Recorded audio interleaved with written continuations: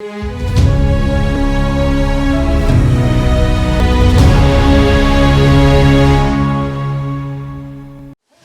दोस्तों, राजनीति की बातों में एक बार फिर से आपका स्वागत है। मैं हूं आपका दोस्त धर्मेंद्र कंवरी।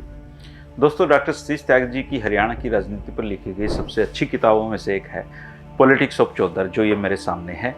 और आज का ये चौथा वीडियो है दोस्तों, और इस वीडियो में हम ईस्ट इंडिया कंपनी की कहानी को आगे बढ़ाएंगे। दोस्तों, 1858 में पंजाब के भूगोल का हिस्सा बनने के बाद हरियाणा का इतिहास भी पंजाब के साथ जुड़ गया था। ब्रिटिश साम्राज्य के लिए पंजाब जो था वो कई वजहों से शेष भारत के मुकाबले में काफ़ी अहमियत रखता था। रूस अपनी साम्राज्यवादी हसरतों के साथ पंजाब के उस पार खड़ा हुआ था। उसके किसी भी संभावित दुस्साहस को रोकने के लिए पंजाब को सैनिक सूबे यानी कि गैरिसन स्टेट के रूप में बदलना अंग्रेजों के लिए जरूरी हो गया था। इसके साथ ही सामरिक दृष्टि से महत्वपूर्ण इस सूबे की जनता को भी अपने प्रति वफादार बनाना अंग्रेजों के लिए जरूरी हो गया था। अपने इस मकसद को पूरा करने के लिए फिरंगियों के पास साम दाम दंड भेद की नीति थी और इसका भरपूर इस्तेमाल उन्होंने किया। ब्रिटिश साम्राज्यवाद के लिए भारतीय उपमहाद्वीप पर कब्जा काबिज होना इसलिए बहुत जरूरी हो गया था क्योंकि उसके जो अमेरिकी उपनिवेश थे उसके हाथों से निकल रहे थे। 1800 जो ईस्वी थी उसमें 13 अमेरिकी कॉलोनी उसके हाथों से निकल चुकी थी। अमेरिकी जनता ब्रिटानी उपनिवेशवाद के खिलाफ एकजुट हो चुकी थी और उसका नतीजा ये हुआ कि अंग्रेज ये समझ गए कि उनको अब अमेरिकी विकल्प तलाशने होंगे। ब्रिटिश साम्राज्यवाद के लिए हिंदुस्तान पर काबिज होना, बने रहना काफ़ी आसान रहा क्योंकि एक तो ये मुल्क गुलामी सहने का अभ्यस्त था, दूसरा यहाँ के राजा महाराजा आपस में भिड़ते रहते थे, तलवारें खींचे रहते थे। जनता में कोई नरप होए हमें क्या हानि का भाव, राजनीतिक एकता का घोर अभाव हमारे यहाँ था। ऐसे बहुत सारे कार्य थे जिनके बूते पर अंग्रेज भारत में जो अपने साम्राज्य के लिए सुनहरा भविष्य देख सकते थे। अंग्रेजों ने भारतीयों की आपसी फूट का जमकर लाभ उठाया। 1757 में प्लासी की विजय से लेकर 1857 तक की आज़ादी की पहली लड़ाई के कुचले जाने तक अंग्रेजों ने बांटो और राज करो की नीति का सफलतापूर्वक प्रयोग किया। ये सारी चीज़ें आप जानते हैं। और इस नीति का पहले ईस्ट इंडिया कंपनी ने और बाद में ब्रिटिश सरकार ने खूब जमकर प्रयोग में इसको लाए। वो एक राजा को दूसरे राजा के खिलाफ लड़ा देते थे, एक संप्रदाय को दूसरे संप्रदाय से भिड़ा देते थे, एक हित समूह को दूसरे हित समूह के खिलाफ लड़ा देते थे और अंग्रेजों ने भारत को कभी भी एकजुट नहीं होने दिया। अंग्रेजों ने भारत के अलग अलग हिस्सों में अलग अलग तरीकों से बांटो और राज करो की नीति को लागू किया। लेकिन हम चूंकि पंजाब की बात कर रहे हैं तो पंजाब की जनता को अंग्रेजों ने देहात और शहर के बीच बांटा था। देहाती जनता को अंग्रेजों ने भरपूर संरक्षण दिया, देहात और शहर के बीच एक दीवार खड़ी कर दी जो आज तक चल रही है। अंग्रेजी देहाती जनता को अपने पक्ष में खड़ा करना चाहते थे और पंजाब के गांवों पर फोकस करने की अंग्रेजों के पास बहुत बड़ी वजह थी। एक तो ब्रिटिश सेना के लिए रंगरूट चाहिए थे, भर्ती की अपार संभावना यहाँ पर थी क्योंकि बहुत तगड़े लोग यहाँ पर थे। दूसरा, भू राजस्व के जरिए वो यहाँ से धन कमाना चाहते थे। पंजाब के देहाती क्षेत्रों में राष्ट्रवादी आंदोलन बेहद कमजोर रहा। गांव में तो उस समय कोई गांधी नेहरू का नाम भी नहीं जानता था। इसके अलावा सरकार हो शहरियों के मुकाबले जो सरकार से हैं, जो शहरी हैं वो जल्दी संतुष्ट नहीं होते, गांव के लोग जल्दी संतुष्ट हो जाते हैं। अंग्रेजों ने यहाँ देहात को प्राथमिकता देनी शुरू की, किसान को बहुत प्रोत्साहित किया, किसानी को प्रोत्साहित किया और अंग्रेजों का ये राजनीतिक फैसला था। देहात को प्राथमिकता देने की एक मनोवैज्ञानिक वजह ये थी कि शहरों की अपेक्षा कर संपन्न और शिक्षित लोग जो थे वो शासक वर्ग को सम्मान नहीं देते थे, जबकि देहात के लोग इस मामले में हमेशा आगे रहते थे। इसके अलावा भूस्वामी वर्ग की ज़रूरत को पूरा करना आसान होता था क्योंकि उनकी चाहतें कम होती थी, जबकि शहर के जो लोग थे वो राजस्व प्राप्ति की तुलना में वहाँ खर्च बहुत होता था, इसलिए उनकी आवश्यकता अधिक होती थी। जो ब्रिटानी साम्राज्य था उसमें पंजाब का राजनीतिक, सामरिक और आर्थिक रूप से रणनीतिक महत्व था। बाहरी और आंतरिक खतरों से साम्राज्य को सुरक्षित रखने के लिए सेना खड़ी करना अंग्रेजों की मजबूरी थी और पंजाब में इस बात की बहुत ज़्यादा संभावनाएं थी। आगे चलकर 2 विश्व युद्ध हुए और ये धरातल पर साबित हो गया कि अंग्रेज सही सोचते थे। दोनों युद्धों में ब्रिटेन की जीत में भारतीय सेना, जिसका बहुत बड़ा हिस्सा पंजाब से आता था, का बेहद अहम योगदान रहा। 1849 में पंजाब पर ईस्ट इंडिया कंपनी के कब्जे के बाद पंजाब का विस्तार दिल्ली से लेकर अफगानिस्तान की सीमा तक हो गया। सीमा के पार से उसी रूसी साम्राज्य का खतरा अंग्रेजी साम्राज्य की चिंताओं को बढ़ाता था 19वीं सदी के अंतिम भाग में रूस में फिर औद्योगिक क्रांति शुरू हो गई थी। परिणाम क्या हुआ? रूस ने खुद को अपने प्राकृतिक साधनों का विकास करना शुरू किया और अपनी सीमाओं के बाहर खानों, रेल मार्गों और अन्य आर्थिक विशेषाधिकारों को प्राप्त करने के लिए हाथ पांव मारने शुरू कर दिए। मध्य पूर्व और मध्य एशिया की ओर से बढ़ता हुआ रूस भारत के नजदीक पहुंच गया था। वहां ब्रिटेन के अधिकार के लिए एक खतरा लगने लग गया था, लेकिन इस समय ब्रिटेन और रूस को एक दूसरे से जितना डर था उससे अधिक वो जर्मनी से डरते थे, क्योंकि 1907 में युद्ध न करके ब्रिटेन और रूस ने पारस को 3 प्रभाव क्षेत्रों में बांट लिया था।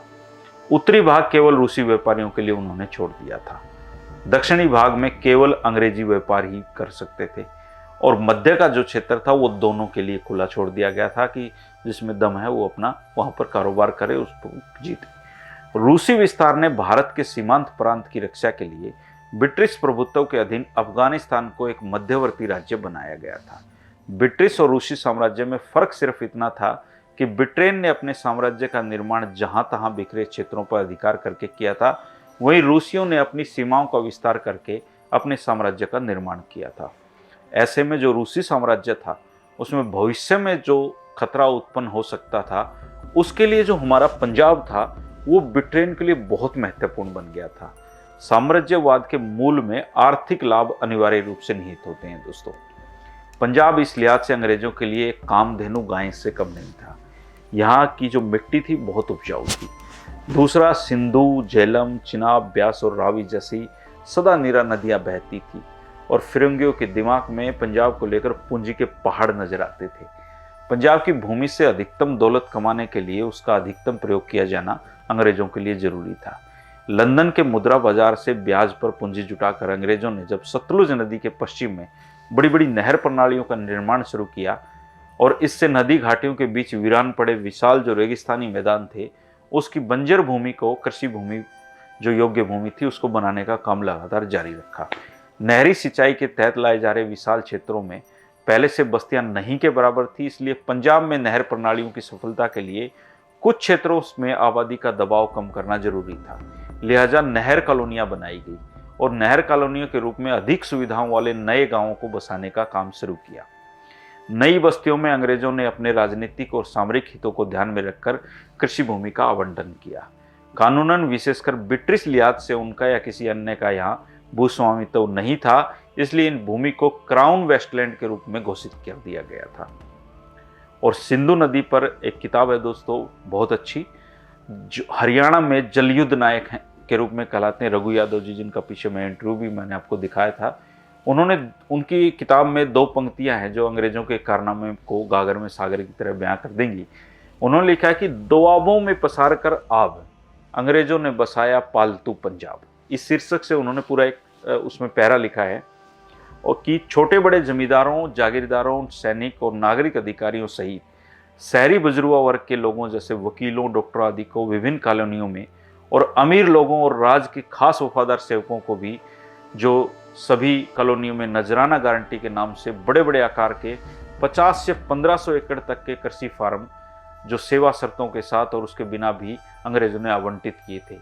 चूंकि ये लोग सालाना एक निश्चित धनराशि का शुल्क उपहार के रूप में अंग्रेजी सरकार को देते थे, इसलिए इस उपहार को वो नजराना गारंटीज कहते थे।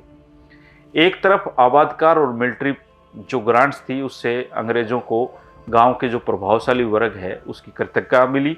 दूसरी तरफ जो नजराना ग्रांट से थी उससे कृषक, गैर कृषक सभी जो सरमाएदार थे उनकी स्थिति मजबूत होती गई और वो अंग्रेजों के वफादार के रूप में बनते गए और वो जीवन के हर क्षेत्र में फिर अंग्रेजों का साथ देने लगे थे। अंग्रेजों की जीवन शैली का अनुसरण करना इन लोगों के लिए शान की बात होने लगी थी। सरकार ने हर नहर कॉलोनी में कुछ भूमि खुली नीलामी में बेचकर अपना जो बाजार भाव भी वसूला। और अगर आप उस समय के डाटा को देखेंगे तो बहुत हैरान हो जाएंगे। 1892 से 1913 तक 40,000 एकड़ क्राउन वेस्टलैंड 266 रुपये प्रति एकड़, और 1915 से 1921 के बीच 95,000 जो भूमि थी पर एकड़, वो क्राउन वेस्टलैंड 294 रुपये से 793 रुपये प्रति एकड़ की दर से अंग्रेजों ने यहाँ बेची। और नजराना गारंटी और खुली नीलामी के द्वारा बड़ी संख्या में गैर काश्तकार, खत्री, खोजा, शेख, हरोड़ा और बनिया जैसी जातियों के लोग भी कृषि भूमि के हकदार बन गए और 1901 के लैंड एलिएशन जो एक्ट था उसमें सरकार ने कृषि भूमि खरीदने पर पाबंदी लगा रखी थी, लेकिन इसमें उन्होंने खरीदी और नतीजा यह हो कि नहर कॉलोनी वाले जिलों में गैर काश्तकार भूस्वामियों का प्रतिशत बढ़ने लगा। 1921-22 में 13% के प्रांतीय औसत से अधिक वो बन गया। मुल्तान में 28, जंग में 18, मोंटगोमरी में 27 और मुजफ्फरगढ़ में 20% ये था। उस वक्त पंजाबी समाज का काफी बड़ा हिस्सा अपने स्वार्थों के चलते अंग्रेज सरकार के सामने समर्पण कर चुका था और विभिन्न तबकों में अंग्रेजों के प्रति वफादारी दिखाने की प्रतिस्पर्धा चल रही थी और अंग्रेज यहाँ मजे से राज कर रहे थे। अंग्रेजों के लिए हरियाणा क्षेत्र में सबसे बड़ी चुनौती आई 1857 में। 1857 आज़ादी की जो पहली लड़ाई थी उसको भी अंग्रेजों ने बेरहमी से कुचल दिया और लेकिन 1857 की क्रांति का इतिहास, हरियाणवी गदर की जो कहानी है दोस्तों, वो भी अपने आप में अनोखी है। उस कहानी को भी हम जानेंगे कि हरियाणा में उस दौर में क्या हुआ आगे के वीडियो में। आप अपने सुझाव कमेंट बॉक्स में जरूर दिया करें दोस्तों। वीडियो पसंद आए तो बता दिया करें, ना कुछ बदलाव करना है तो वो भी बता दिया करें। आपके सुझाव मेरे लिए बहुत अमूल्य हैं। छोटे छोटे वीडियो इसलिए बना रहा हूँ ताकि एक बार में बात समझ में आए फिर अगली बात पे बढ़ जाए।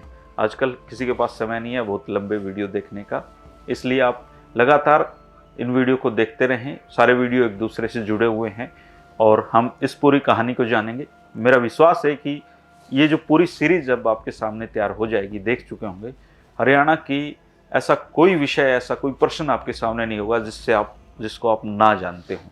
अब बहुत सारे साथी पूछ लेते हैं कि पंजाब अंग्रेजों के लिए क्यों महत्वपूर्ण था, तो उसके पीछे की साइकोलॉजी समझने के लिए आपको उस दौर की चीज़ों को देखना पड़ता है और ये पूरी कहानी यहाँ पर मैं आपके सामने लेकर आऊँगा। शुक्रिया दोस्तों, मिलेंगे अगले वीडियो में। नमस्कार।